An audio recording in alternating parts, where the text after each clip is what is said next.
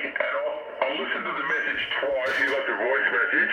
I'll listen to the voice message twice because I couldn't work out who it was. I thought, no, that's Rob. I spoke to Adam early in the week, but it was Adam that called me and said I hadn't heard you, and that's why I thought it was Rob. Because I'm going, well, I've heard. The clarifier was clogged. It was not working, and I thought originally that it was an issue with the radio inside, but it wasn't. So I actually cleaned it with deoxit, and now it works. I don't know. They could be the same person, man. Rob looks like Darren. Why would you be so mean to him? All right. Now the cabinets, I've cleaned them as much as I can. I got rid of most of this here.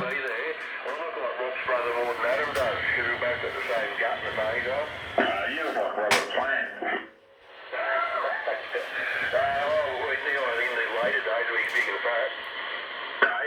Man, if you had the hair out, the white shirt on and some tight jeans, man, you could Robert Plant it.